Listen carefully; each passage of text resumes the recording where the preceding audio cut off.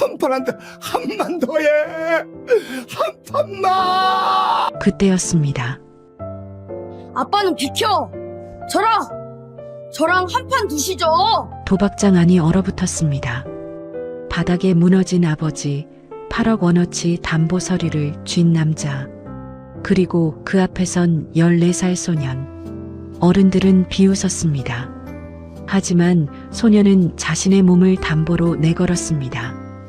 제가 지면 저를 데려가세요. 선생님이라 불리는 도박장의 절대 강자대 14살 소년. 8억과 한 아이의 인생을 건 목숨 건 승부가 시작됩니다. 엄마가 남긴 단 한 권의 바둑 노트. 그 안에 담긴 비밀이 판 전체를 뒤집습니다. 소년은 악역을 무너뜨릴 수 있을까요? 숨막히는 대열전이 궁금하시다면 구독과 좋아요 부탁드립니다. 시청하고 계신 지역을 댓글로 남겨주시면 그 소중한 공간에 행복이 가득하기를 기원하겠습니다. 2023년 4월의 어느 봄날 장례식장 입구에 들어서는 순간 지훈의 발걸음이 멈췄습니다. 검은 옷을 입은 사람들의 시선이 일제히 자신에게 쏠리는 게 느껴졌어요. 14살 소년의 어깨 위로 무거운 침묵이 내려앉았습니다. 엄마가 돌아가신 지 사흘째였습니다. 지훈은 고개를 들어 상주석을 바라봤습니다. 아버지가 그곳에 앉아 있었지만 뭔가 이상했어요. 조문객이 다가와 인사를 건네는데도 아버지의 눈은 자꾸만 휴대폰 화면을 향했습니다. 손가락이 쉴 새 없이 화면을 쓸어내리고 전화가 올 때마다 황급히 통화를 끊어버렸어요. 누군가의 눈길을 피하듯 고개를 돌리는 모습이 여러 번 반복됐습니다. 지훈의 가슴 속에서 작은 불씨 하나가 피어올랐습니다. 분노인지 불안인지 아니면 둘 다인지 알 수 없었어요. 엄마의 장례식장에서 아버지는 마치 쫓기는 사람처럼 보였습니다. 조문을 마치고 돌아서려는데 한 여자가 지훈의 팔을 가볍게 잡았습니다. 엄마의 직장 동료라고 했어요. 간호사복 위에 검은 카디건을 걸친 중년의 여자였습니다. 지훈아, 엄마가 생전에 그랬어. 보험금은 꼭 지훈이 교육비로 쓰겠다고. 여자의 목소리가 떨렸습니다. 지훈은 그 말이 무슨 뜻인지 바로 알아챘어요. 엄마는 자신에게 무언가를 남기려 했던 겁니다. 계획이 있었던 거죠. 그날 밤 장례식장에서 집으로 돌아오자마자 아버지가 현관에서 신발을 신기 시작했습니다. 손에는 두툼한 서류 봉투가 들려 있었어요. 잠깐 바람 좀 쐬고 올게. 아버지의 목소리는 평소와 달리 떨리고 있었습니다. 눈을 마주치지 않으려는 듯 고개를 숙인 채 문을 열었어요. 지훈은 아버지의 뒷모습을 보며 입술을 깨물었습니다. 저 서류 봉투 안에 뭐가 들었길래 엄마 장례식 날 밤에 어딜 가는 걸까요? 혼자 남겨진 지훈은 엄마의 방으로 향했습니다. 유품을 정리해야 한다고 생각했지만 사실은 엄마의 흔적이 남아있는 곳에 있고 싶었던 겁니다. 옷장 서랍을 열자 익숙한 라벤더 향이 코끝을 스쳤어요. 눈물이 차오르려는 걸 억지로 참았습니다. 서랍 깊숙한 곳에서 낡은 공책 하나가 손에 잡혔습니다. 펼쳐보니 바둑 기보였어요. 엄마가 지훈과 함께 뒀던 대국들을 하나하나 기록해둔 노트였습니다. 각 페이지마다 엄마의 손글씨로 짧은 메모가 적혀 있었어요. 버릴 건 버리되 길은 남겨라. 이길 수가 아니라 후회하지 않을 수를 둬라. 지훈의 손이 떨렸습니다. 엄마의 목소리가 들리는 것 같았어요. 페이지를 넘기다가 휴대폰에서 알림음이 울렸습니다. 엄마의 휴대폰이었어요. 충전기에 꽂아둔 채 가져오지 못했던 폰이 아직 살아있었던 겁니다. 화면을 켜자 음성 메시지 하나가 떠 있었습니다. 사고 당일 아침에 녹음된 거였어요. 지훈은 떨리는 손으로 재생 버튼을 눌렀습니다. 지훈아.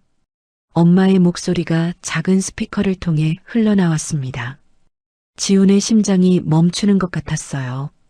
사람은 잘못할 수 있어도 너 자신을 팔지 마. 엄마가 제일 무서운 게 그거야. 내가 내 가치를 잃어버리는 거. 메시지는 거기서 끊겼습니다. 지우는 한참 동안 그 자리에 앉아 있었어요.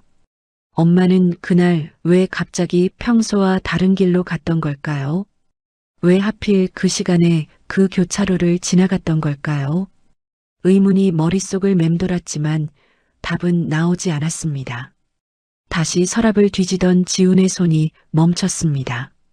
서랍 바닥에 숨겨진 낡은 수첩 하나가 있었어요. 펼쳐보니 장부였습니다. 날짜와 금액이 빼곡히 적혀 있었고 이상한 기호들이 반복되고 있었어요. 3월 15일 때 M 5천만 원, 4월 2일 때 M 3천만 원 이자 3%, 5월 7일 담보 전세권 설정. 숫자를 하나씩 더해가던 지훈의 얼굴이 점점 창백해졌습니다. 총액이 8억 원에 가까웠어요. M이라는 글자가 반복적으로 등장했고 차용증, 담보, 주간 이자라는 단어들이 곳곳에 적혀 있었습니다. 사채였습니다. 아버지가 누군가에게 8억 원 가까운 돈을 빌렸고 갚지 못하고 있었던 겁니다. 현관문이 열리는 소리가 났습니다. 지우는 재빨리 수첩을 품에 숨겼어요. 거실로 나가보니 아버지가 술 냄새를 풍기며 비틀거리고 있었습니다. 서류 봉투는 손에서 사라져 있었어요. 이번 판만 이기면 다 갚는다. 아버지가 중얼거리며 소파에 쓰러졌습니다. 지우는 아버지를 바라보며 주먹을 꽉 쥐었어요. 판이라니 도박이었던 겁니다. 엄마가 평생 모은 돈, 전세금, 그리고 어쩌면 보험금까지 전부 그 판이라는 곳으로 빨려 들어가고 있었던 거예요. 바로 그때 아버지의 휴대폰 화면이 밝아졌습니다. 알림 하나가 떠 있었어요. 보험금 5억 원 입금 완료. 지우는 그 글자를 보는 순간 아버지의 눈빛이 달라지는 걸 놓치지 않았습니다. 취한 것처럼 보였던 눈에 갑자기 날카로운 빛이 스쳤어요.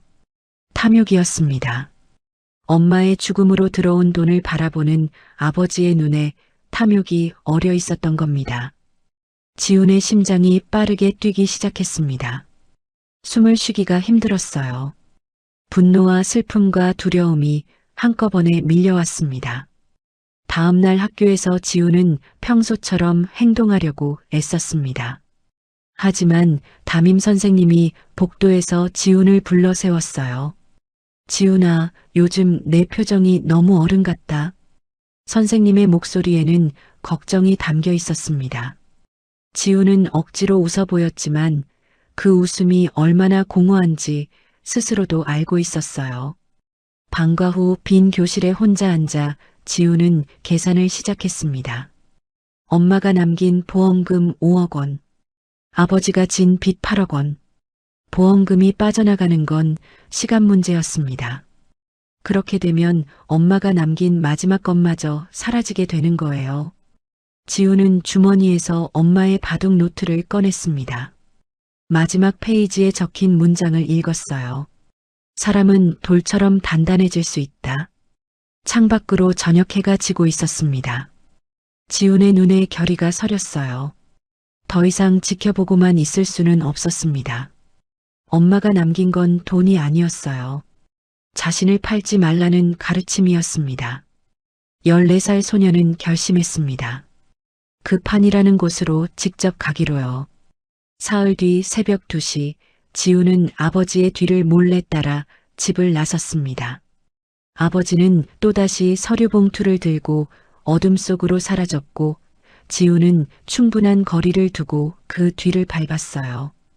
골목은 점점 좁아지고 어두워졌습니다. 가로등도 드문드문 있었고 간판 불빛조차 보이지 않는 길이 이어졌어요. 지훈의 심장이 빠르게 뛰었습니다. 두려움보다는 긴장이었어요. 엄마가 남긴 돈이 사라지기 전에 그 판이라는 곳의 정체를 직접 확인해야 했습니다. 아버지가 멈춰선 곳은 낡은 건물이었습니다. 간판도 없었고 겉으로 보기엔 폐업한 찻집처럼 보였어요. 하지만 아버지가 문을 두드리자 작은 창이 열리고 안에서 누군가 고개를 끄덕였습니다. 문이 열리고 아버지가 안으로 들어갔어요. 지우는 잠시 망설였습니다. 돌아갈 수도 있었어요. 하지만 품속에서 엄마의 바둑 노트가 느껴졌습니다. 너 자신을 팔지 마. 엄마의 목소리가 귓가에 맴돌았어요. 지우는 심호흡을 하고 문 앞으로 다가갔습니다. 문을 두드리자 아까와 같은 창이 열렸어요. 덩치 큰 남자가 지훈을 위아래로 훑어보았습니다. 꼬마가 뭐야? 남자의 목소리는 낮고 거칠었습니다. 지훈은 떨리는 마음을 억누르며 침착하게 대답했어요. 기보를 전하러 왔습니다. 남자의 눈썹이 꿈틀했습니다. 예상치 못한 대답이었던 거죠. 지훈은 품에서 노트를 살짝 꺼내 보였어요. 남자는 잠시 망설이더니 문을 열어주었습니다.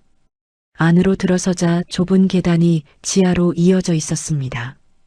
한 걸음씩 내려갈 때마다 이상한 향기가 코를 찔렀어요. 담배 냄새가 아니었습니다. 한약 같기도 하고 비싼 보이차 향 같기도 했어요. 지우는 긴장하며 계단을 내려갔습니다. 지하에 펼쳐진 광경은 예상과 완전히 달랐습니다. 허름한 도박장이 아니었어요. 넓은 공간에 고급스러운 원목 테이블이 여러 개 놓여 있었고 한쪽 벽면에는 족자가 걸려 있었습니다. 사람들은 정장을 입거나 고급 캐주얼 차림이었어요. 마치 상류층의 사교 모임 같은 분위기였습니다. 하지만 지우는 알아챘습니다. 테이블 위에 놓인 바둑판들, 그리고 그 옆에 쌓인 현금 다발과 서류들을. 이곳은 위장된 도박장이었어요. 바둑으로 돈을 거는 불법 고액 내기판이었습니다. 방 한가운데에서 한 남자가 바둑을 두고 있었습니다. 50대 초반쯤으로 보이는 그 남자는 단정한 회색 양복을 입고 있었고 얼굴에는 온화한 미소가 걸려 있었어요. 주변 사람들이 그를 선생님이라고 불렀습니다. 좋은 수였습니다. 역시 선생님이시네요. 아첨하는 목소리가 여기저기서 들렸어요. 하지만 지우는 그 남자의 눈을 보았습니다. 미소 뒤에 숨겨진 차갑고 날카로운 눈빛이었어요. 상대방이 돈을 내밀자 그 눈이 번쩍 빛나는 걸 놓치지 않았습니다. 저 사람이 M이구나. 장부에 적힌 그 이름 강민석. 아버지에게 8억 원을 빌려주고 이자로 조여온 사람이었습니다. 아버지는 방 구석에 쪼그려 앉아 있었습니다. 얼굴은 창백했고 손은 떨리고 있었어요. 지훈을 발견한 아버지의 눈이 휘둥그레졌습니다. 지훈아, 너 왜 여기?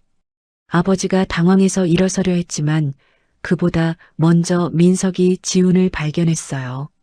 민석의 눈썹이 올라갔습니다. 이 아이가 누구죠? 주변이 조용해졌습니다. 모든 시선이 지훈에게 쏠렸어요. 지훈은 똑바로 서서 민석을 바라보았습니다. 심장이 미친 듯이 뛰었지만 표정은 애써 평온하게 유지했어요. 아버지 채무자 아들입니다. 지훈의 목소리는 생각보다 단단하게 나왔습니다. 민석이 피식 웃었어요. 귀엽네. 아버지한테 바둑 배웠나? 아니요, 엄마한테 배웠습니다. 민석의 웃음이 잠시 멈췄습니다.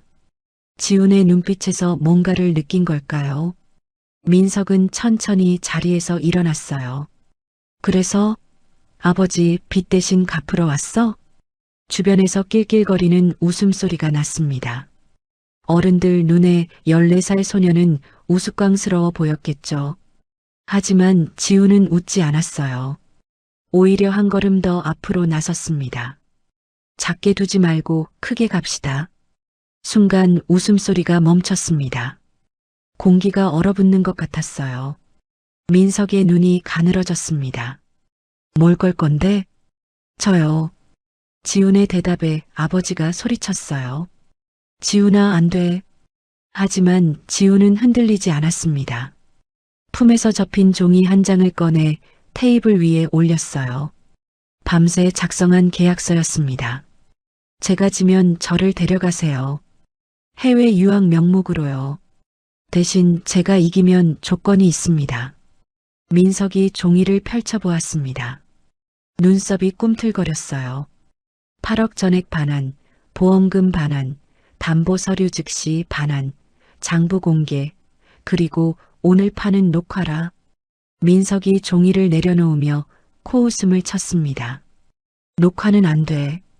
그럼 공정한 판이 아니라는 뜻인가요? 지훈의 반박에 민석의 얼굴이 살짝 굳었습니다. 주변에서 수군거리는 소리가 들렸어요. 지훈은 그 틈을 놓치지 않았습니다.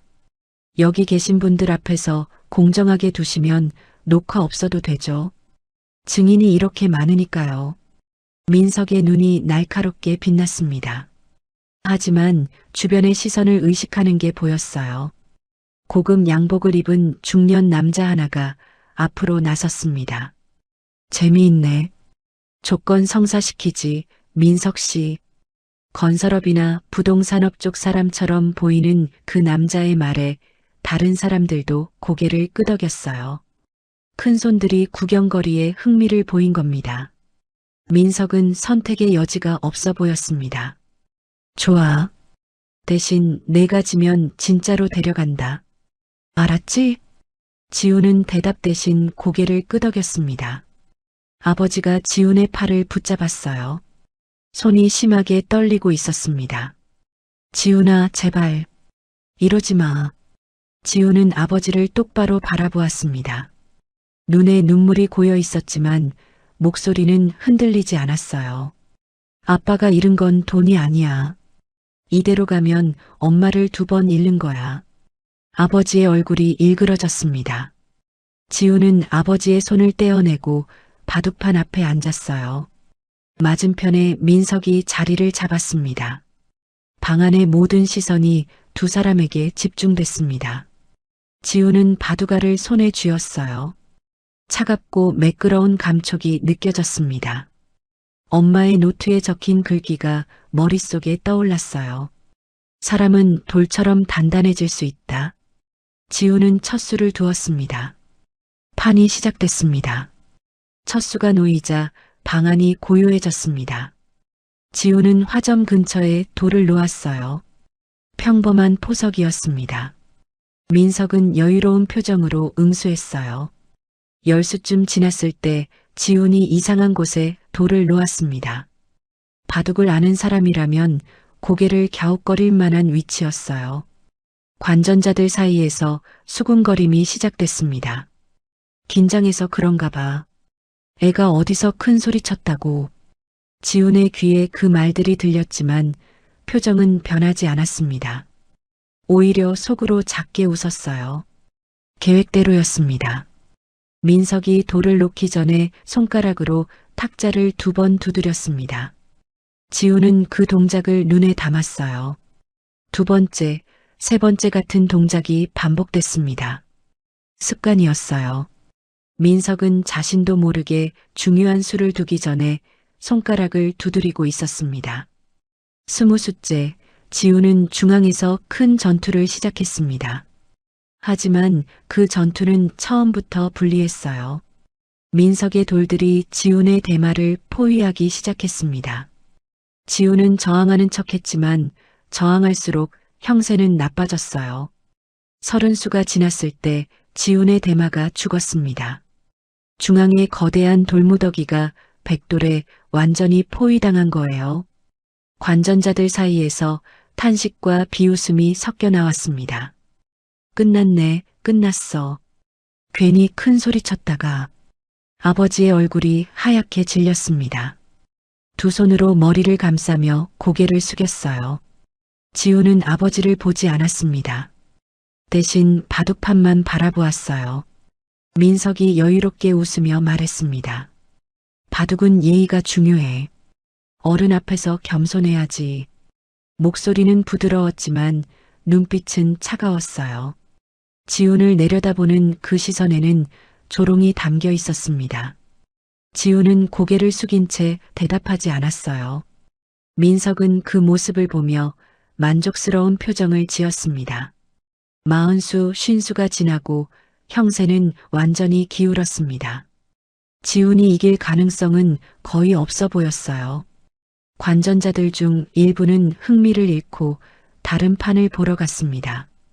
남은 사람들은 동정 어린 눈으로 지훈을 바라봤어요. 불쌍하긴 하다. 저 나이에 팔려가는 거 아냐? 애가. 속삭이는 소리가 지훈의 귀에 들렸습니다.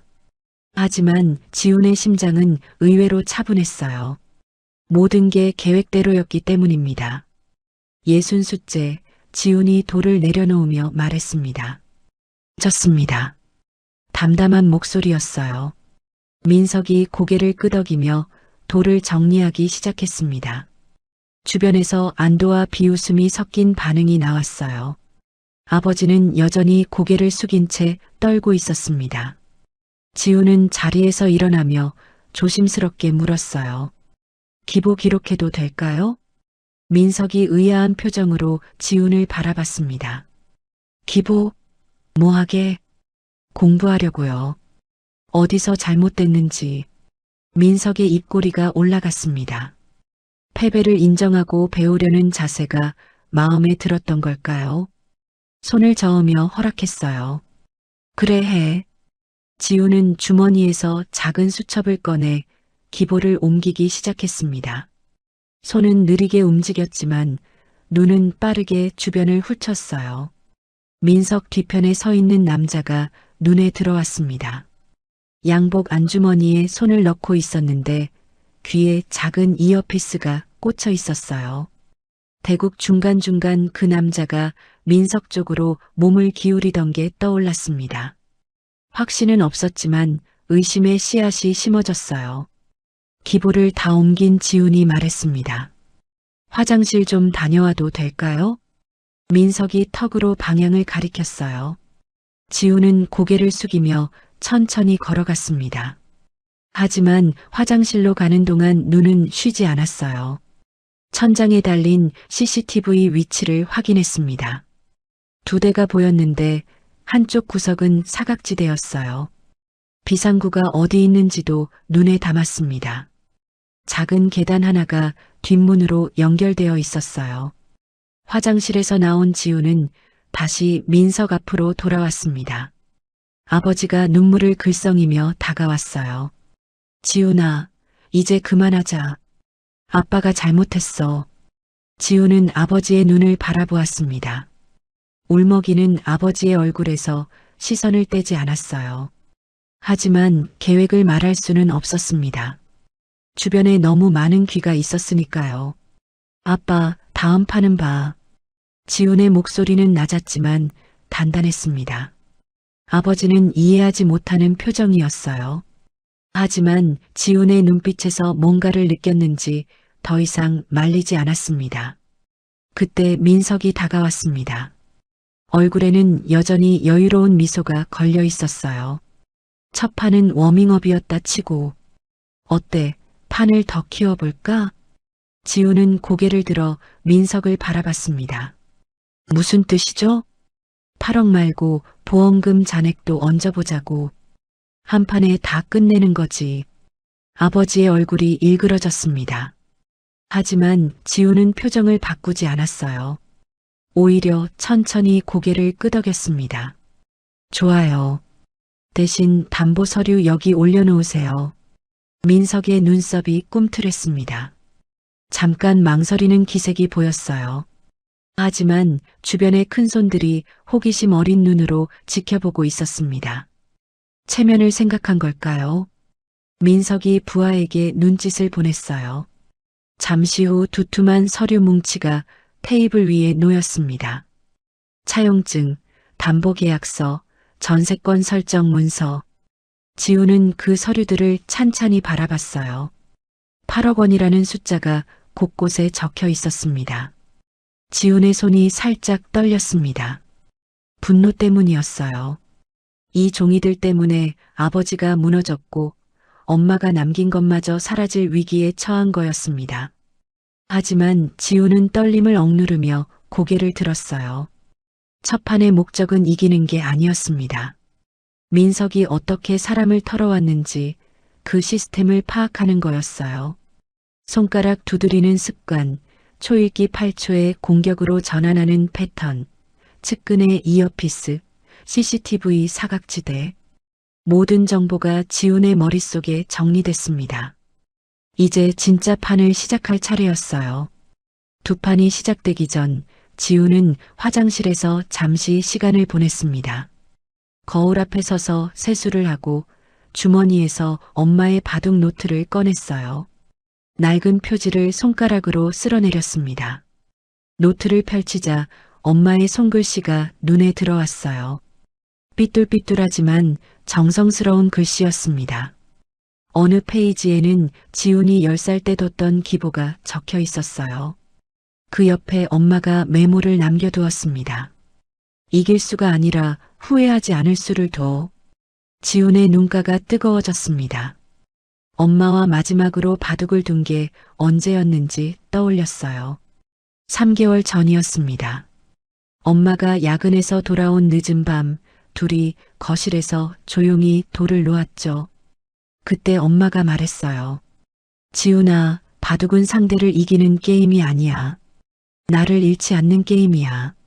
지훈은 노트를 품에 다시 넣었습니다. 거울 속 자신의 얼굴을 바라봤어요.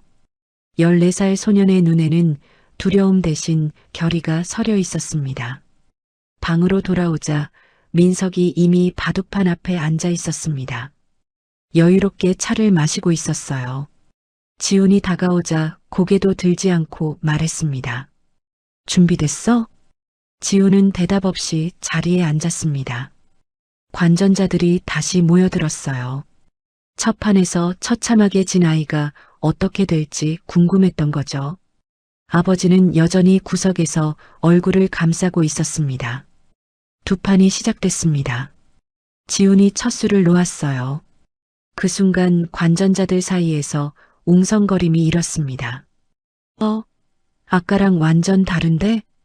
지훈의 포석은 첫 판과 전혀 달랐습니다. 첫 판에서는 소극적이고 불안정한 모습이었는데 이번에는 전혀 다른 사람이 두는 것 같았어요. 돌 하나하나에 의도가 담겨 있었고 판 전체를 보는 시야가 느껴졌습니다. 민석의 눈썹이 꿈틀했습니다. 처음으로 지훈을 다시 바라봤어요. 하지만 곧 피식 웃으며 고개를 저었습니다. 우연이지. 초심자의 행운이야. 민석은 자신을 안심시키듯 중얼거렸어요. 하지만 그 목소리에는 처음과 다른 날카로움이 섞여 있었습니다. 15수째 지훈이 이상한 곳에 돌을 놓았습니다. 언뜻 보기에는 약점처럼 보이는 자리였어요. 민석의 눈이 반짝였습니다. 실수라고 판단한 거죠. 민석은 주저없이 그 약점을 공격했어요. 하지만 그건 함정이었습니다. 20수가 지나자 민석의 공격이 오히려 자신의 돌들을 위험에 빠뜨리고 있었어요. 지훈이 열어둔 약점은 미끼였던 겁니다. 민석은 그제야 상황을 깨달았어요. 얼굴에서 여유로운 미소가 사라졌습니다. 지훈은 표정을 바꾸지 않았어요. 하지만 속으로는 심장이 터질 것 같았습니다. 첫 판에서 관찰한 민석의 습관이 정확히 맞아떨어지고 있었어요. 손가락을 2번 두드린 뒤에 중요한 수를 둔다는 것, 초읽기 8초에 공격으로 전환한다는 것, 그 패턴을 역으로 이용한 거였습니다. 30수째 쉬는 시간이 주어졌습니다. 지훈이 자리에서 일어나 물을 마시러 가는데 누군가 길을 막았어요. 민석의 측근이었습니다. 이어피스를 귀에 꽂고 있던 그 남자였어요. 애야, 그만하면 됐다. 남자의 목소리는 낮고 위협적이었습니다. 지훈을 내려다보는 눈빛에는 차가운 경고가 담겨 있었어요. 여기가 어떤 곳인지 알아? 어른들 비위 거스르면 좋을 거 없어. 지훈의 등골이 서늘해졌습니다. 두려움이 밀려왔어요. 하지만 그 두려움을 삼켰습니다. 대신 또렷한 목소리로 대답했어요. 계약서 조항 3번, 미성년자 동의 없으면 무효죠? 남자의 표정이 굳어졌습니다. 지우는 말을 이었어요. 여기 계신 분들 다 들으셨으니까 뭔가 생기면 증인 많겠네요. 남자의 주먹이 불끈 쥐어졌습니다. 하지만 주변의 시선을 의식했는지 한 발 물러섰어요. 지우는 그 틈에 자리로 돌아왔습니다. 아버지가 다가와 지훈의 어깨를 붙잡았습니다. 손이 심하게 떨리고 있었어요. 눈에는 눈물이 가득 고여 있었습니다. 지훈아, 미안하다. 아빠가 정말 미안해. 아버지의 목소리가 갈라졌어요. 지훈은 아버지의 눈을 바라봤습니다. 화가 났지만 동시에 가슴이 아팠어요. 아버지도 피해자라는 걸 알고 있었으니까요. 아빠, 지금은 울지 마. 엄마가 싫어해. 지훈의 목소리는 단단했습니다. 아버지가 숨을 삼키며 고개를 끄덕였어요. 쉬는 시간이 끝나고 대국이 재개됐습니다. 지훈은 엄마 노트에 적힌 글귀를 떠올리며 돌을 놓았어요. 중반부로 접어들자 지훈이 일부러 시간을 끌기 시작했습니다. 한 수 두는데 2, 3분씩 걸렸어요. 민석이 짜증을 내기 시작했습니다. 손가락으로 탁자를 두드리는 횟수가 늘었어요. 리듬이 깨지고 있었습니다. 빨리 둬. 민석의 목소리에 날이 서 있었어요. 지우는 천천히 고개를 들어 민석을 바라봤습니다. 그리고 더 천천히 돌을 집었어요. 쉰수가 지나자 형세가 달라지기 시작했습니다. 지훈의 돌들이 서서히 판을 장악하고 있었어요. 완전한 우세는 아니었지만 첫 판과는 비교할 수 없는 모습이었습니다. 관전자 중 한 명이 옆 사람에게 속삭였습니다. 저 애 그냥 애가 아닌데. 민석도 그걸 느꼈는지 눈빛이 흔들렸어요. 하지만 곧 이를 악물었습니다. 프로 출신이라는 자존심이 허락하지 않았던 거죠. 60수째 지우는 마무리 수순에 들어갔습니다. 완승은 아니었어요. 하지만 형세를 확실히 가져왔습니다. 집 계산을 해보면 지훈이 앞서 있었어요. 여기까지 하죠. 민석이 이를 갈며 말했습니다. 완전한 패배는 아니었지만 밀렸다는 건 분명했어요. 체면이 구겨진 거죠. 좋아. 그럼 진짜 큰 판은 3판으로 끝내자. 민석의 목소리에는 분노가 담겨 있었습니다. 더 이상 여유로운 미소는 없었어요.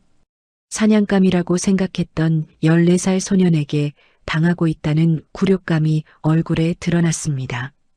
지우는 고개를 끄덕였습니다. 손이 미세하게 떨렸지만 표정은 변하지 않았어요.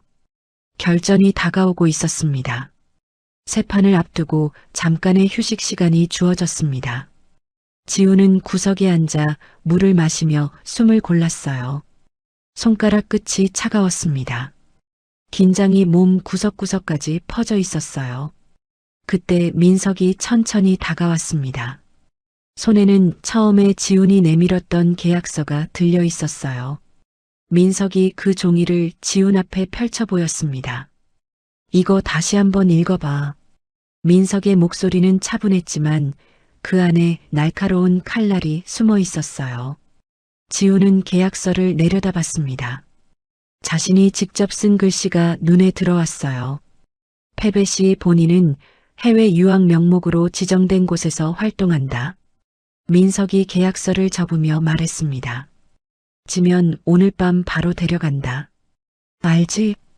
지훈의 심장이 쿵 내려앉았습니다. 민석의 눈을 바라봤어요.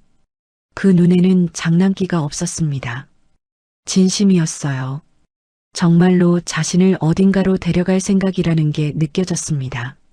민석 뒤에 서 있던 측근이 앞으로 나왔어요. 이어피스를 귀에 꽂은 그 남자였습니다. 남자가 작은 수첩을 펼쳐 보였어요. 서지훈, 중학교 2학년 서울 동작국어주. 아버지 직업 무직, 어머니 사망. 맞지? 지훈의 등골이 서늘해졌습니다. 자신의 정보를 이미 다 알고 있었던 거예요.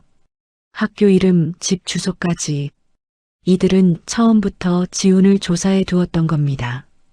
도망가봤자 소용없어. 어디 있든 찾을 수 있으니까. 남자가 수첩을 접으며 말했습니다. 협박이었어요. 지훈의 손이 떨리기 시작했습니다. 두려움이 밀려왔어요. 14살 소년에게 이건 너무 무거운 상황이었습니다. 하지만 지훈은 고개를 숙이지 않았어요. 떨리는 손을 꽉 쥐며 버텼습니다.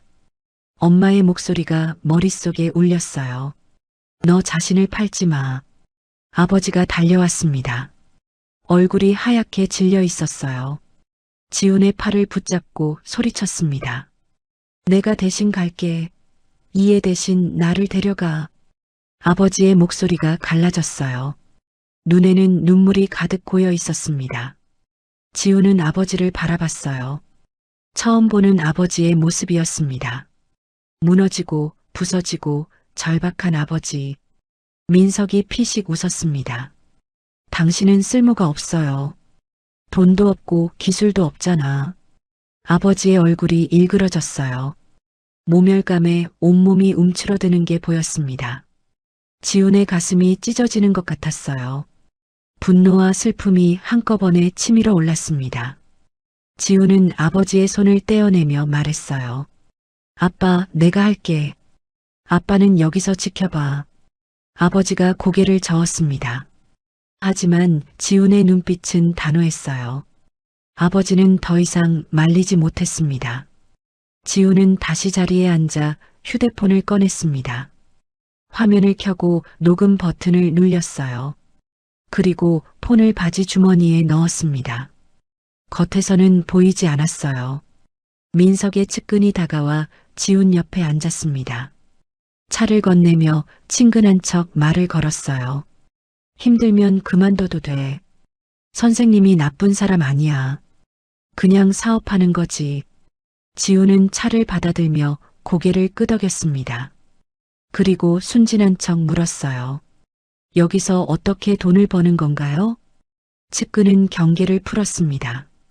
애가 뭘 알겠나 싶었던 거죠. 자랑하듯 설명하기 시작했어요. 선수들 섭외해서 판 짜고, 판돈에서 수수료 떼고, 사채 이자 받고, 외부에서 기보 분석도 해주지. 완벽한 시스템이야. 지훈은 고개를 끄덕이며 들었습니다. 주머니 속 휴대폰이 모든 걸 녹음하고 있었어요. 그럼 선생님은 항상 이기시는 거예요? 당연하지. 프로 출신인데. 측근이 씩 웃었습니다. 지훈은 그 말을 귀에 담았어요.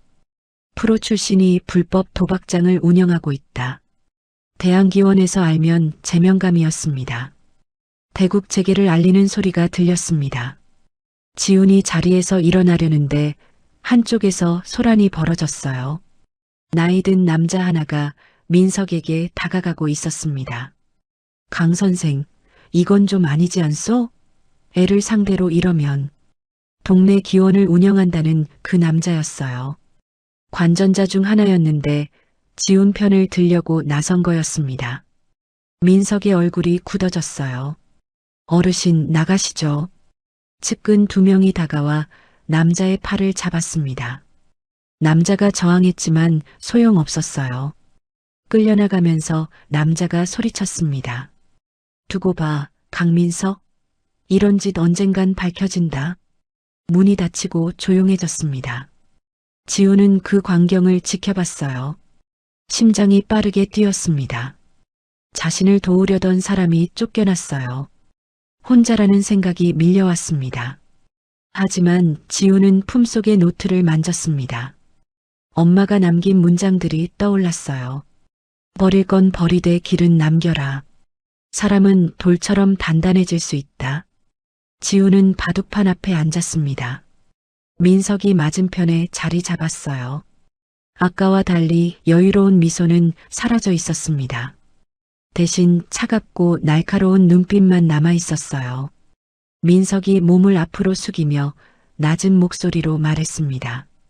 잘 두면 내가 키워줄 수도 있어. 해외 대회도 나가게 해주고 그 말에 지훈의 등골이 오싹해졌습니다. 키워준다는 말이 무슨 뜻인지 알았어요. 이 사람 밑에서 부채 노예처럼 살라는 거였습니다. 대리 대국도 시키고 불법 판에도 세우고 영원히 빠져나올 수 없는 늪이었어요. 지훈은 대답하지 않았습니다. 대신 바둑알을 집어들었어요. 차갑고 단단한 감촉이 손바닥에 전해졌습니다. 결전이 시작됐습니다. 세 판의 첫 수가 놓였습니다. 지훈은 우상기에 돌을 내려놓았어요. 민석이 바로 응수했습니다. 돌이 바둑판에 닿는 소리가 유난히 크게 울렸어요. 10수가 지나자 분위기가 달라지기 시작했습니다. 민석의 돌들이 지훈의 진영을 압박하고 있었어요. 지훈이 두는 수마다 민석은 더 강한 수로 끊어왔습니다. 연결하려던 돌들이 하나씩 분리되기 시작했어요. 20수째 지훈의 도란무리가 완전히 고립됐습니다. 중앙에서 백돌에 포위당한 흑돌이 숨을 쉬지 못하고 있었어요. 관전자들 사이에서 탄식이 흘러나왔습니다. 끝났네, 끝났어. 역시 프로는 다르구만. 30수가 지나자 지훈의 또 다른 돌무리가 끊겼습니다. 판 전체가 흔들리고 있었어요. 지훈의 이마에 땀이 맺히기 시작했습니다. 손가락 끝이 차가워졌어요. 민석이 여유롭게 몸을 뒤로 젖히며 말했습니다. 이게 어른의 판이야. 아까 운 좋았다고 착각하면 안 돼. 목소리에는 조롱이 담겨 있었어요. 지훈을 내려다보는 눈빛에서 승리의 확신이 느껴졌습니다. 주변 관전자들도 고개를 끄덕이며 동조했어요. 지훈은 고개를 숙인 채 바둑판을 바라봤습니다. 심장이 빠르게 뛰었어요. 두려움이 밀려왔습니다. 정말 지는 건가? 이대로 끌려가는 건가? 머릿속이 하얘지려 했어요. 그때 아버지의 거친 숨소리가 들렸습니다. 지훈은 고개를 들어 아버지를 바라봤어요. 아버지는 두 손으로 머리를 감싼 채 떨고 있었습니다. 숨을 제대로 쉬지 못하는 것 같았어요. 공황 상태에 빠진 것처럼 보였습니다. 지훈의 가슴이 쿵 내려앉았습니다. 아버지의 저 모습, 무너지고 부서진 모습, 이대로 지면 아버지는 완전히 망가질 거예요. 그리고 자신도. 엄마의 목소리가 귓가에 울렸습니다. 사람은 잘못할 수 있어도 너 자신을 팔지 마. 지훈은 눈을 감았습니다. 깊이 숨을 들이쉬었어요. 품속에 있는 엄마의 노트가 느껴졌습니다. 차갑게 식었던 손끝에 다시 온기가 돌기 시작했어요. 눈을 떴을 때 지훈의 눈빛이 달라져 있었습니다. 두려움 대신 또렷한 의지가 자리 잡았어요. 40수째 지훈이 이상한 곳에 돌을 놓았습니다. 모두가 버린다고 생각한 자리였어요. 이미 포위당해 죽은 것처럼 보이는 돌무리 옆이었습니다. 관전자들이 고개를 갸웃거렸어요. 뭐야, 저건? 포기하나 봐. 아무데나 두네. 민석도 그렇게 생각한 것 같았습니다. 피식 웃으며 다른 곳에 돌을 놓았어요. 지훈의 수를 무시한 거죠. 하지만 지훈은 계획이 있었습니다. 일부러 버리는 척한 사석이었어요. 나중에 판을 뒤집을 열쇠가 될 돌이었습니다. 50수가 지나자 초읽기가 시작됐습니다. 10초, 9초, 8초. 시간을 알리는 소리가 방 안에 울렸어요. 지훈은 침착하게 돌을 놓았습니다. 하지만 민석의 압박은 거셌어요. 불쌍하다, 저애. 부모가 문제야. 애를 저런 데 끌어들이다니. 관전자들의 속삭임이 들렸습니다. 동정 어린 시선이 지훈을 향했어요.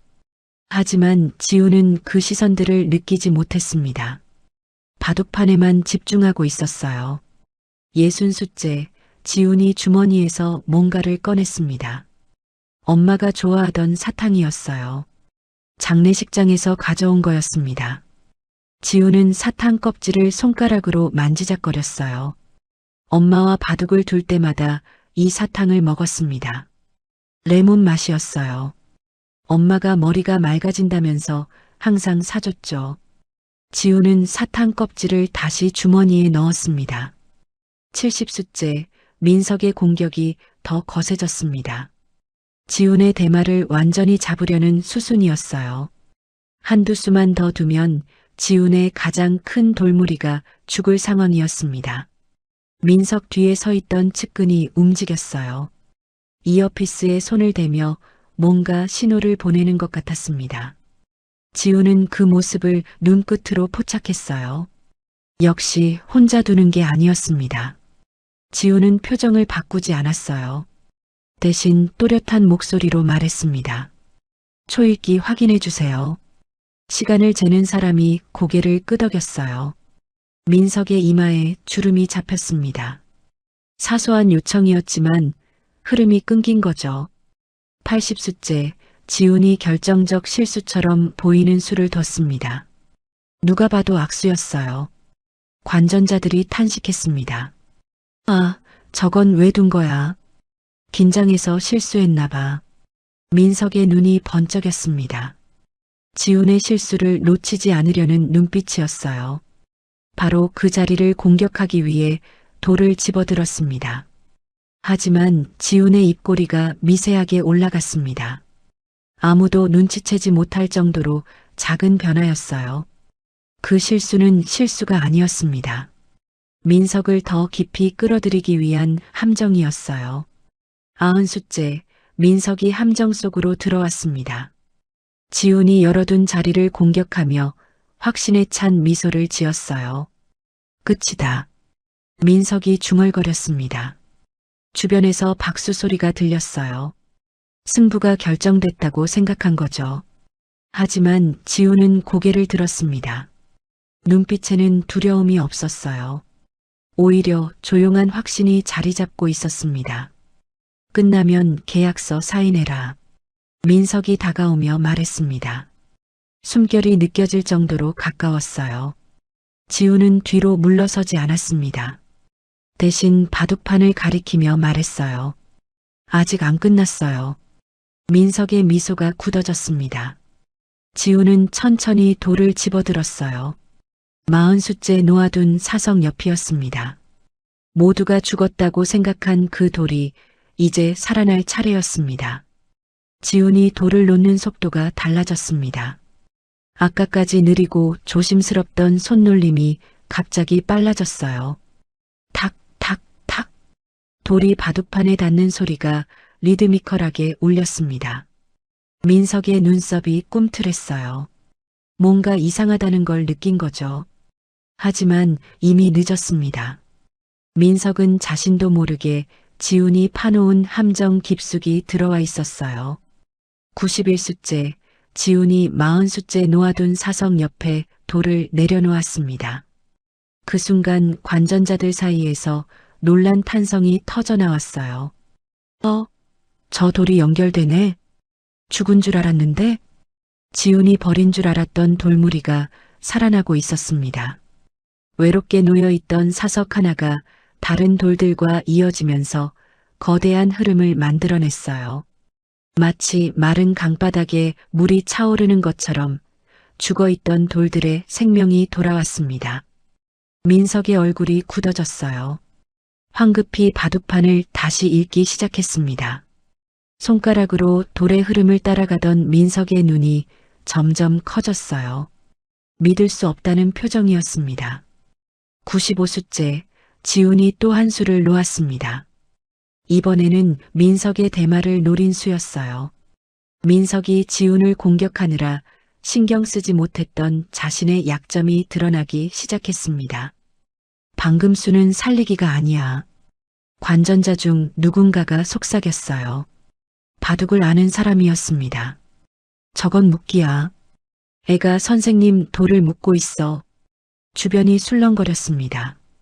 지훈의 수가 단순한 방어가 아니라 공격이었다는 걸 깨달은 거예요. 죽어가던 돌을 살리면서 동시에 상대방의 숨통을 조이고 있었습니다. 민석이 강하게 밀어붙이기 시작했어요.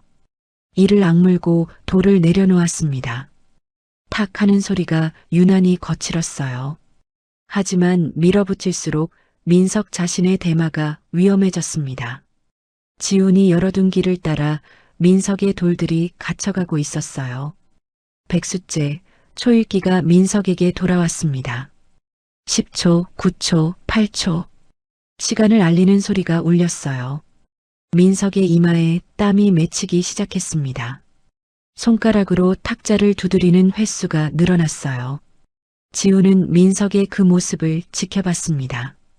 첫 판에서 관찰한 습관이었어요. 초읽기 8초가 되면 공격으로 전환한다.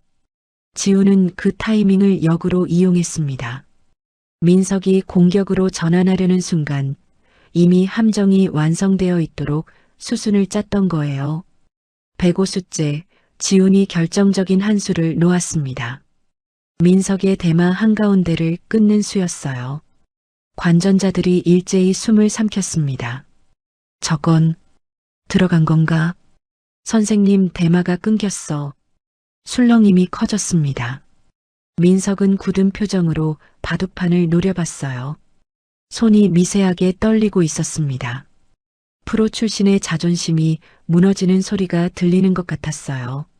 아버지가 처음으로 고개를 들었습니다. 아까까지 머리를 감싸고 떨기만 하던 아버지가 바둑판을 바라봤어요. 눈에는 여전히 눈물이 고여 있었지만 표정이 달라져 있었습니다. 두려움 대신 놀라움이 자리 잡았어요. 아버지는 바둑을 잘 모릅니다. 하지만 분위기가 바뀌었다는 건 느낄 수 있었어요. 조금 전까지 비웃음과 동정이 섞여 있던 관전자들의 표정이 진지해졌습니다. 모두가 숨을 죽이고 바둑판을 지켜보고 있었어요. 아버지의 눈에서 눈물이 흘러내렸습니다. 하지만 이번에는 다른 눈물이었어요. 슬픔이 아니라 뭔가 다른 감정이었습니다. 아들의 바둑이 아니라 아들의 성장을 보고 있었어요. 무너지지 않고 버티는 14살 소년의 모습을요. 110수째, 민석이 실수를 했습니다. 초읽기에 쫓기며 둔 수가 악수였어요. 지훈은 그 틈을 놓치지 않았습니다. 바로 끊어 들어갔어요. 아! 관전자 중 누군가가 탄식했습니다. 민석의 가장 큰 돌무리가 위험해졌어요. 살 수 있는 길이 점점 좁아지고 있었습니다. 지훈은 엄마의 가르침을 수로 구현하고 있었습니다. 버릴 건 버리되 길은 남겨라. 첫 판에서 일부러 진 것도 함정처럼 보이는 사석을 남긴 것도 모두 이 순간을 위한 준비였어요. 120수가 지나자 방 안의 분위기가 완전히 달라졌습니다. 아까까지 떠들던 사람들이 조용해졌어요. 돈 냄새가 아니라 승부의 긴장감이 공기를 채웠습니다. 도박장이 아니라 진짜 대국장 같은 분위기였어요. 민석의 측근이 초조하게 움직였습니다. 이어피스에 손을 대며 뭔가 신호를 보내려 했어요. 하지만 이미 늦었습니다. 어떤 조언도 이 상황을 뒤집을 수 없었어요. 130수째, 지훈이 마지막 수순에 들어갔습니다. 민석의 대마를 완전히 잡는 수순이었어요. 한 수, 두 수, 세 수. 돌이 놓일 때마다 민석의 얼굴이 점점 창백해졌습니다. 관전자들이 웅성거리기 시작했어요. 이거 뒤집히는 거 아냐? 애가 이기는 거야? 지훈은 돌을 집어들었습니다. 손이 떨리지 않았어요. 마지막 한 수만 두면 민석의 대마가 완전히 죽습니다. 8억 원, 보험금, 담보 서류, 모든 것을 되찾을 수 있어요. 지훈은 잠시 바둑판을 바라봤습니다. 엄마와 함께 뒀던 수많은 대국들이 떠올랐어요. 거실 창가에서 저녁 햇살을 받으며 돌을 놓던 시간들, 엄마가 웃으며 잘 뒀어라고 말해주던 목소리. 지훈의 눈가가 뜨거워졌습니다. 하지만 울지 않았어요. 대신 천천히 돌을 내려놓았습니다. 이제 한 수만 남았습니다. 지훈이 마지막 돌을 내려놓았습니다. 탁 하는 소리가 조용한 방 안에 울렸어요. 민석의 대마가 완전히 죽었습니다. 살아날 길이 없었어요. 관전자들 사이에서 탄성이 터져 나왔습니다. 이겼어. 애가 이겼어. 말도 안 돼. 선생님이 졌다고? 웅성거림이 커졌어요. 사람들이 바둑판 주위로 몰려들었습니다. 믿을 수 없다는 표정들이었어요. 14살 소년이 프로 출신을 이긴 거였습니다. 민석의 얼굴이 붉게 달아올랐습니다. 이를 악물고 바둑판을 노려봤어요.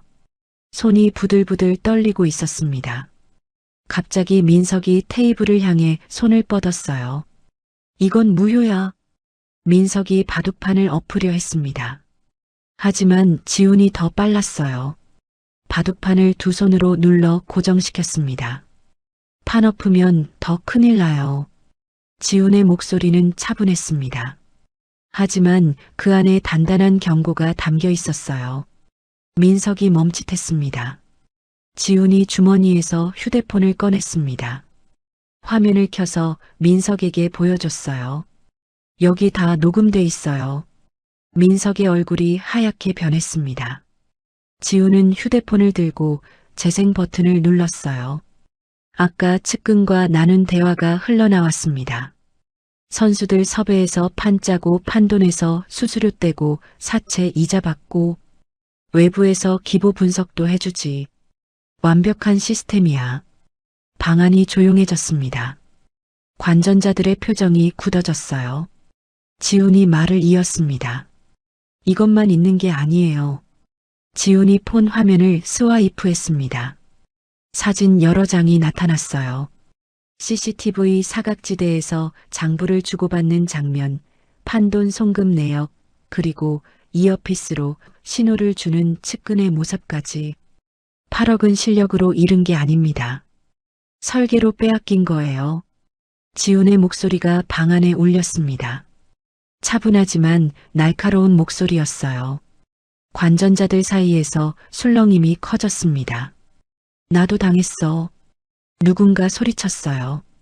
양복을 입은 중년 남자였습니다.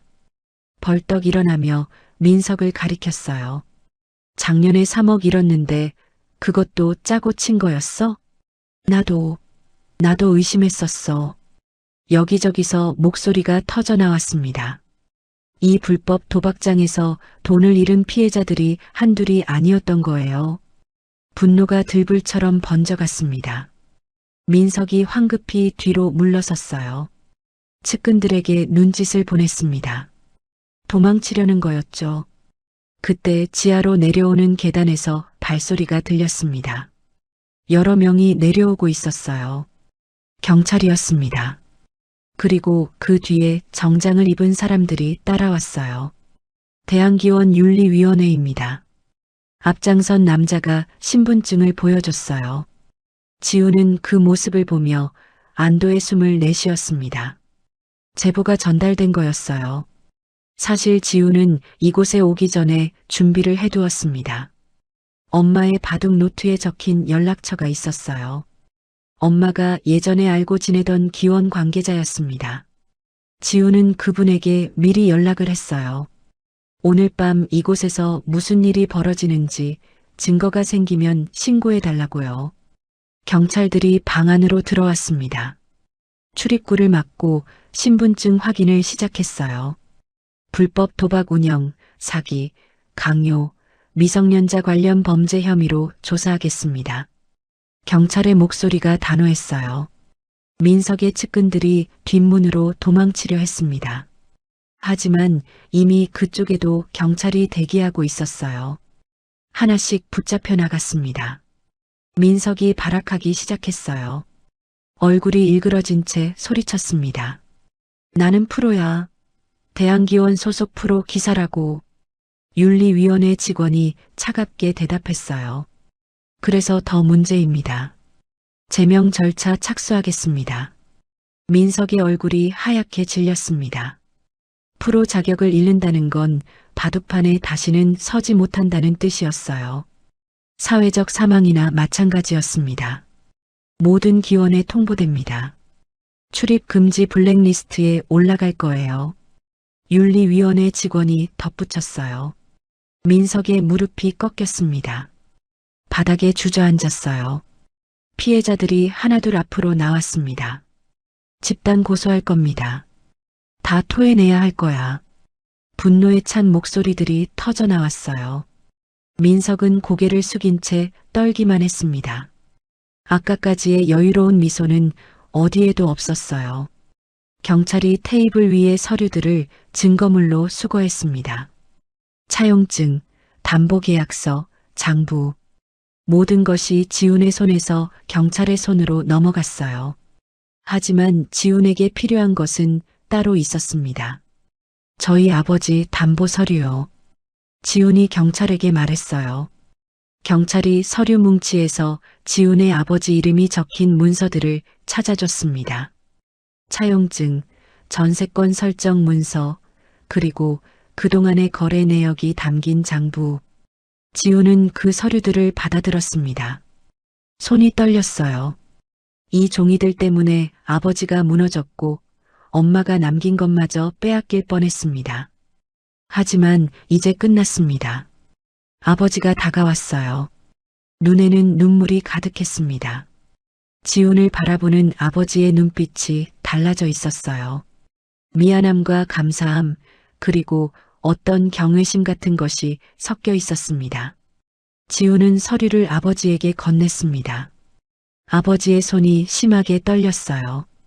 서류를 받아드는 손이 힘이 없었습니다. 새벽 5시 경찰 조사가 끝나고 지훈과 아버지는 건물 밖으로 나왔습니다. 어둠이 걷히고 하늘이 희미하게 밝아오고 있었어요. 지훈은 차가운 새벽 공기를 깊이 들이마셨습니다. 가슴속에서 무언가가 풀리는 기분이었어요. 무거웠던 짐이 조금씩 내려가는 것 같았습니다. 이제 진짜 시작이었습니다.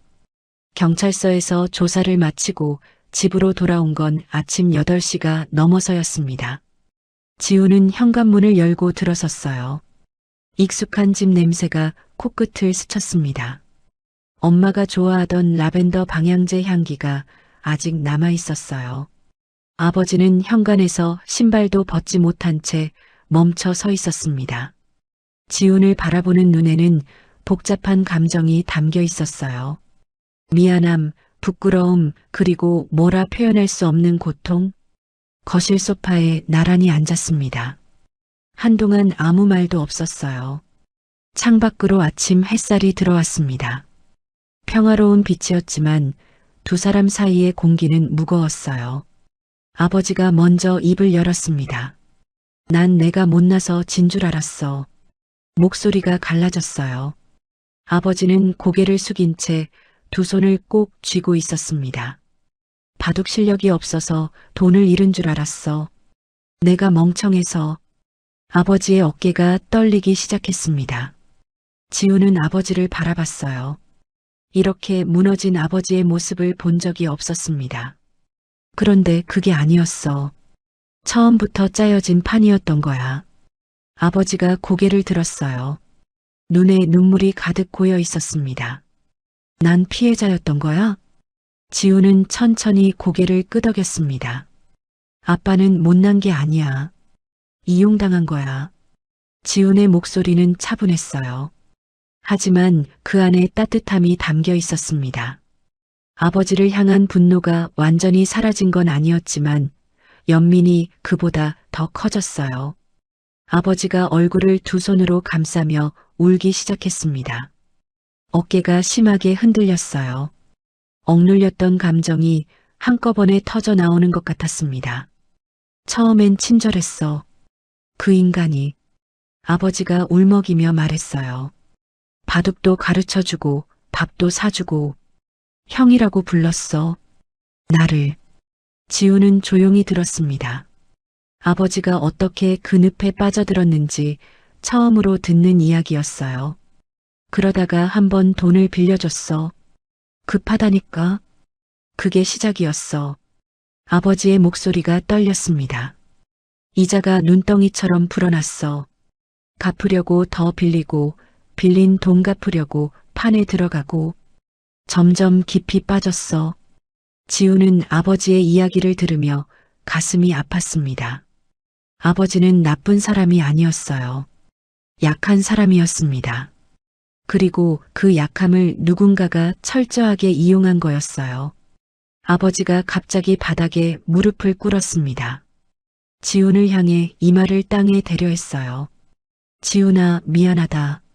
아빠가 정말 미안해. 지훈이 황급히 아버지를 일으켜 세웠습니다. 아버지의 팔이 힘없이 축 늘어져 있었어요. 아빠, 일어나. 난 아버지 자격이 없어. 내 엄마를 2번 죽인 거야. 아버지의 말에 지훈의 심장이 쿵 내려앉았습니다. 2번 죽였다. 그 말이 무슨 뜻인지 알았어요. 엄마가 남긴 것마저 빼앗기게 만들 뻔했다는 뜻이었습니다. 지훈은 품에서 엄마의 바둑 노트를 꺼냈습니다. 낡은 표지를 손가락으로 쓸어내렸어요. 그리고 아버지에게 건넸습니다. 이거 봐.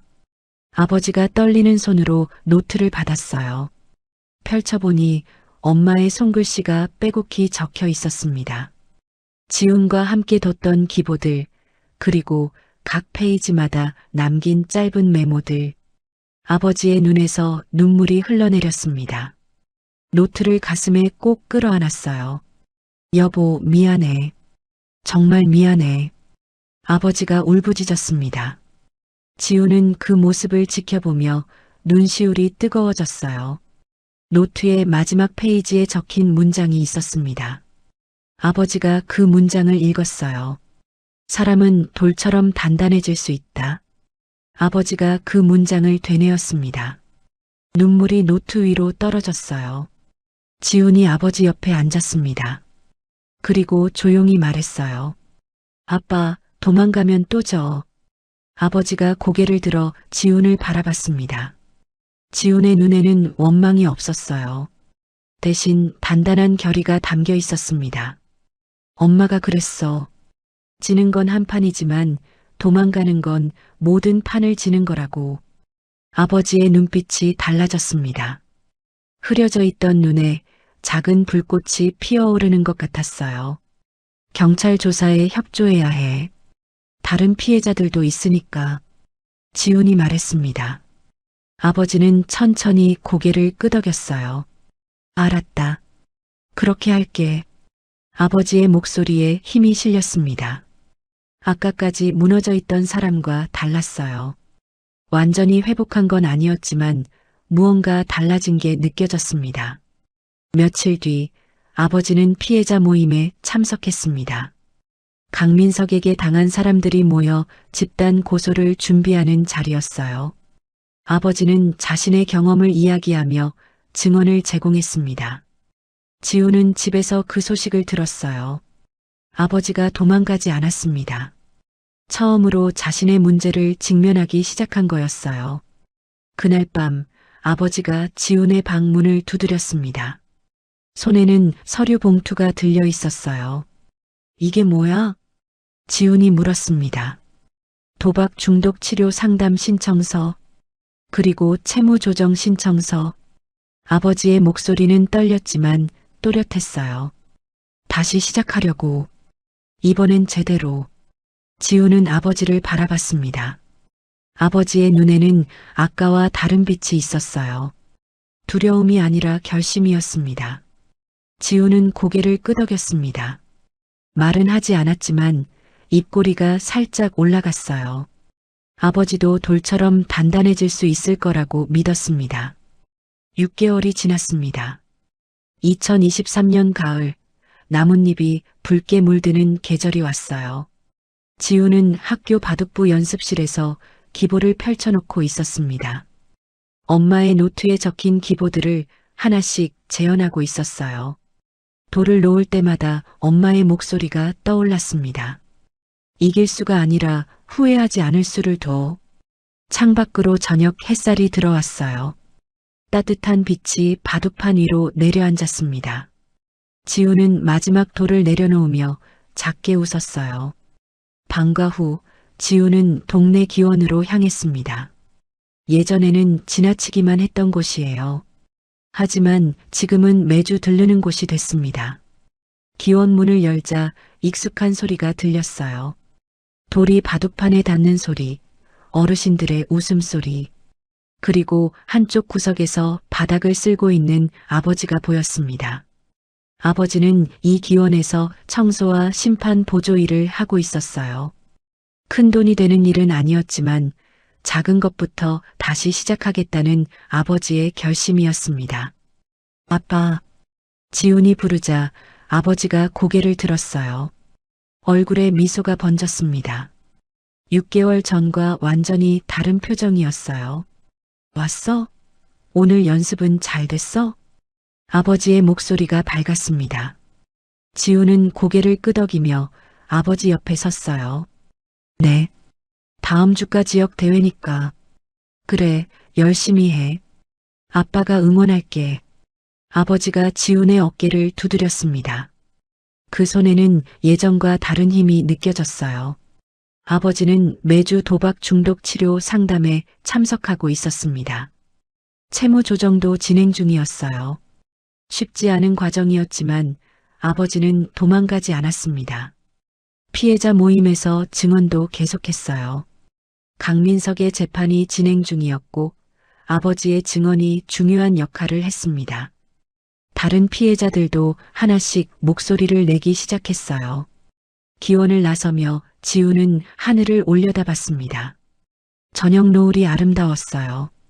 엄마가 좋아하던 시간이었습니다. 일주일 뒤 지역 바둑 대회장. 지훈은 대기실에서 긴장된 표정으로 앉아 있었습니다. 주머니에서 엄마의 노트를 꺼내 마지막 페이지를 펼쳤어요. 사람은 돌처럼 단단해질 수 있다. 지훈은 그 문장을 손가락으로 쓸어내렸습니다. 그리고 노트를 품에 넣었어요. 대회는 순조롭게 진행됐습니다. 지훈은 예선을 통과하고 결승까지 올라갔어요. 마지막 상대는 같은 또래의 소년이었습니다. 결승전이 시작됐어요. 관중석에 아버지가 앉아 있었습니다. 긴장한 표정으로 바둑판을 지켜보고 있었어요. 대국은 치열했습니다. 중반까지 형세가 오락가락했어요. 하지만 지훈은 흔들리지 않았습니다. 엄마가 가르쳐준 대로 한 수 한 수에 집중했어요. 마지막 수가 놓였을 때 지훈이 이겼습니다. 반집 차이의 아슬아슬한 승리였어요. 우승입니다. 심판의 선언에 관중석에서 박수가 터졌어요. 아버지가 자리에서 벌떡 일어났습니다. 눈에 눈물이 그렁그렁했어요. 시상식 후 기자가 지훈에게 인터뷰를 요청했습니다. 우승 소감 한 말씀 해주세요. 지훈은 잠시 생각했어요. 그리고 천천히 입을 열었습니다. 상대를 쓰러뜨리려고 두지 않았어요. 나를 잃지 않으려고 뒀어요. 기자가 고개를 갸웃거렸습니다. 하지만 지훈은 더 설명하지 않았어요. 그 말의 의미를 아는 사람은 알 테니까요. 대회장을 나서며 아버지가 지훈에게 다가왔습니다. 잘 뒀어. 정말 잘 뒀어. 아버지의 목소리가 떨렸어요. 지훈은 아버지를 바라봤습니다. 6개월 전 바닥에 주저앉아 울던 아버지가 떠올랐어요. 하지만 지금 눈앞에 있는 아버지는 달랐습니다. 아빠, 지훈이 아버지에게 다가갔어요. 그리고 아버지를 안았습니다. 아버지의 몸이 굳었다가 천천히 풀렸어요. 두 팔로 지훈을 꼭 끌어안았습니다. 미안해. 그리고 고마워. 아버지가 속삭였어요. 지훈은 고개를 저었습니다. 엄마가 남긴 건 돈이 아니야. 지훈이 말했어요. 우리야. 아버지의 어깨가 떨렸습니다. 하지만 이번에는 슬픔의 떨림이 아니었어요. 무언가 따뜻한 것이 가슴속에서 퍼져나가는 떨림이었습니다. 집으로 돌아오는 길, 두 사람은 나란히 걸었습니다. 저녁 노을이 골목을 물들이고 있었어요. 지훈은 하늘을 올려다봤습니다. 엄마가 어딘가에서 지켜보고 있는 것 같았어요. 작게 웃으며 잘했어라고 말해주는 것 같았습니다. 그날 밤 지훈은 방에서 엄마의 노트를 펼쳤습니다. 마지막 페이지 뒤에 아직 읽지 않은 메모가 있었어요. 접힌 종이 사이에 숨겨져 있었던 겁니다. 지훈아, 내가 이걸 읽을 때쯤이면 엄마는 없겠지. 하지만 기억해. 바둑판 위에 사석처럼 버려진 것 같은 순간에도 길은 있어. 내가 그 길이야. 사랑해. 지훈의 눈에서 눈물이 흘러내렸습니다. 하지만 입가에는 미소가 걸려 있었어요. 바둑판 위에서 버려진 듯 보였던 사석 하나가 판 전체를 살렸듯이 무너진 아버지도 다시 일어섰습니다. 그리고 지훈 자신도요. 14살 소녀는 악역을 무너뜨렸고 아버지를 구했고 자기 자신을 팔지 않았습니다. 엄마가 남긴 건 바둑이 아니었어요. 삶의 방법이었습니다. 때로는 인생이 우리를 벼랑 끝으로 몰아붙이기도 합니다. 가장 소중한 것을 잃고 믿었던 사람에게 배신당하고 모든 것이 무너져 내릴 것 같은 순간이 찾아오죠. 하지만 14살 지훈은 우리에게 보여주었습니다. 버려진 돌처럼 보이는 순간에도 길은 있다는 것을요. 중요한 건 상대를 쓰러뜨리는 게 아니라 나 자신을 잃지 않는 것이었습니다. 여러분은 지금 어떤 판 위에 서 계신가요? 혹시 스스로를 팔아버리려 하고 있진 않으신가요? 도망가면 그 순간은 편할 수 있어요. 하지만 도망가는 건 한 판이 아니라 모든 판을 지는 것입니다. 무너진 사람도 다시 일어설 수 있습니다. 사람은 돌처럼 단단해질 수 있으니까요. 오늘 여러분의 다음 한 수는 무엇인가요? 오늘의 이야기가 마음 한켠을 살며시 눌러주었다면 앞으로도 당신의 하루에 포근한 위로가 될 이야기들로 찾아올게요. 구독과 좋아요는 인생 포근이 계속 숨을 쉴 수 있는 큰 힘이 됩니다. 그리고 오늘 이야기의 주인공에게 남기고 싶은 따뜻한 한마디 댓글로 들려주세요. 당신의 나날이 언제나 포근하길 인생 포근이 응원합니다.